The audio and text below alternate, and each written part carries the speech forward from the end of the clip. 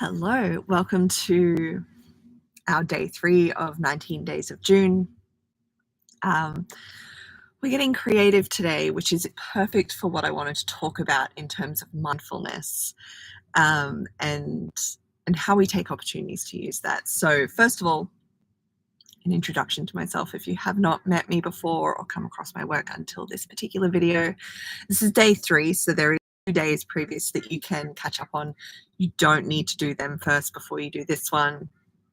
You can go back and do it, whatever you like. But my name is Jess Jash. I am an embodied leadership coach and trainer specializing in leadership and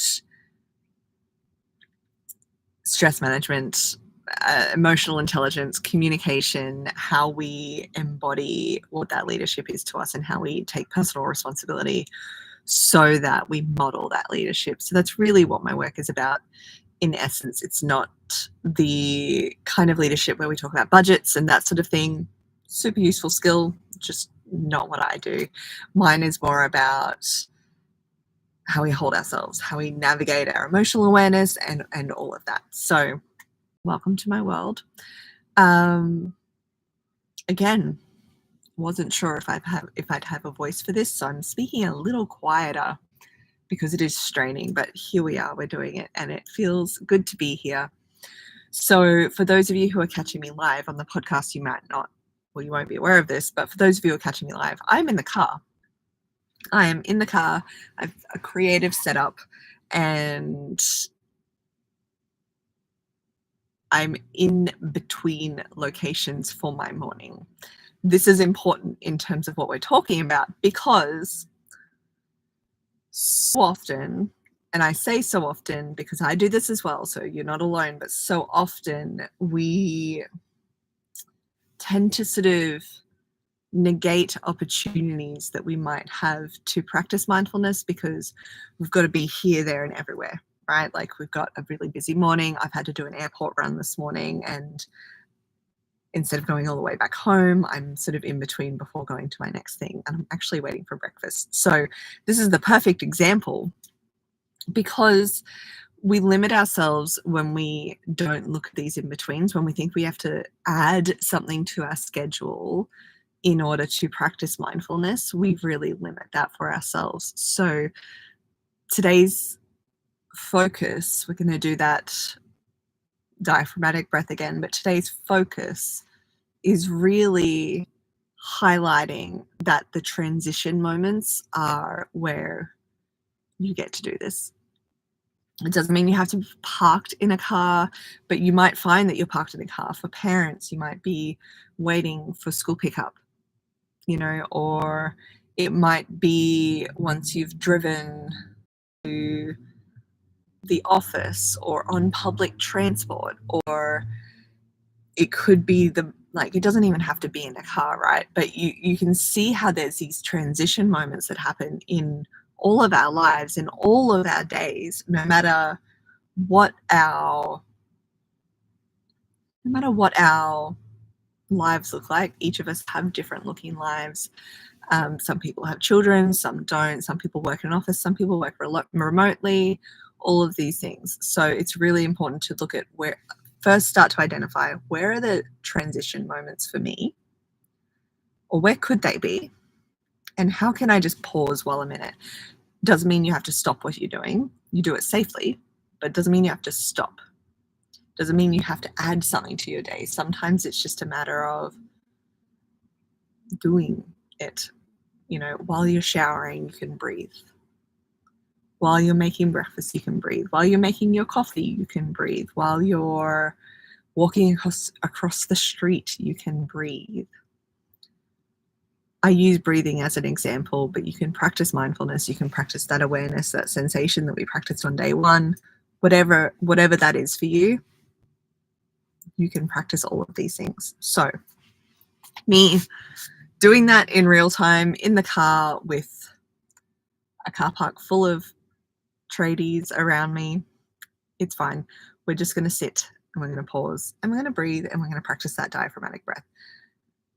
We'll practice a little bit of both. First of all, and even if you are not sitting, If you are driving, definitely don't close your eyes. Don't do anything that distracts you from what you need to be doing if you are focusing on something important like operating machinery.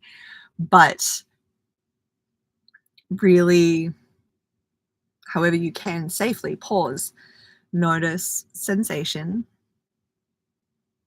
be aware of, if you are sitting, the feeling of the seat beneath you, if you have that sensation, the touch of the air or your clothes on your skin.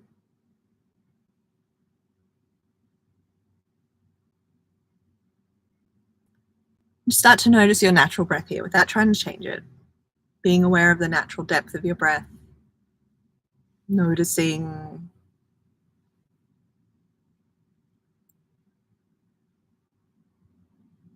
maybe gently, gradually starting to invite it to deepen a little more.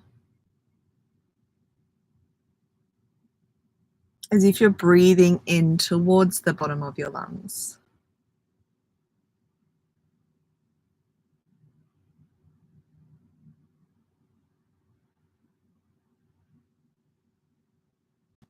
So as I mentioned yesterday, if you have the space to, you might find it useful to lay down on your back for this. You don't need to. Maybe just rest where you can let your belly relax. Breathing in a little deeper towards the bottom of your lungs, pressing the diaphragm down where the natural byproduct of that is the belly expanding out of the way.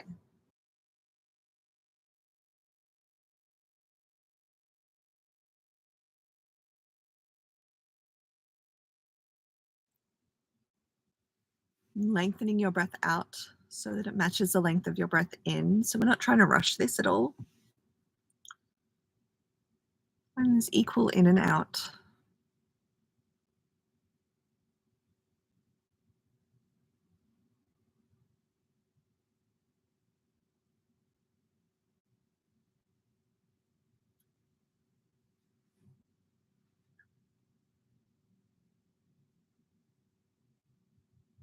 Let's do 5 more of these. You go at your own cadence. So when I say the number, I'm just counting down the number of breaths, not the length. But we'll do 5 more just to round it up. So inhale 5, exhale 5,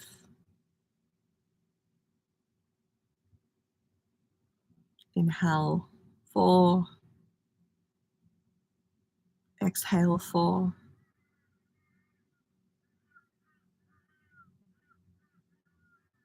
inhale 3, exhale 3,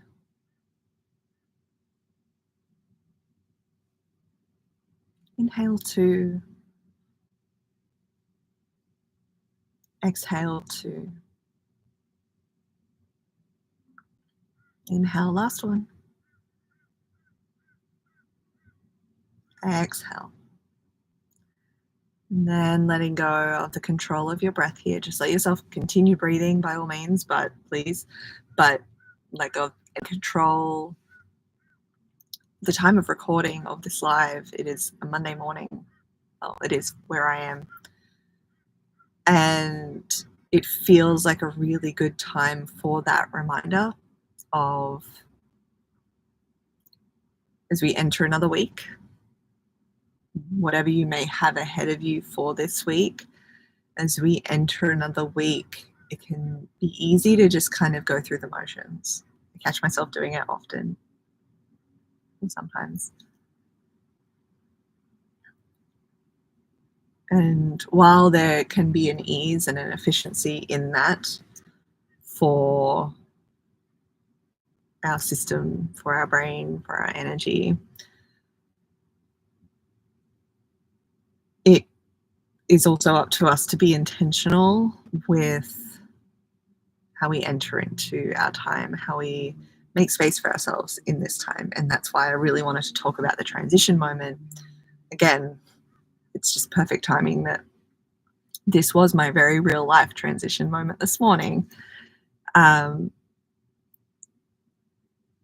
talking about it, like identifying our transition moments, identifying how we can take these moments for ourselves without overwhelming ourselves with an overburdened schedule, especially if we already feel overburdened with it. So really noticing those little moments, and instead of, and I'm not anti phones, right? But instead of the automatic scroll, you'll get to do that anyway.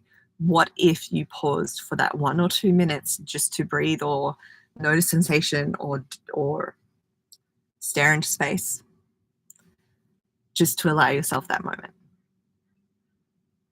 If, by the way, staring into space is a safe thing for you to do in that point in time, but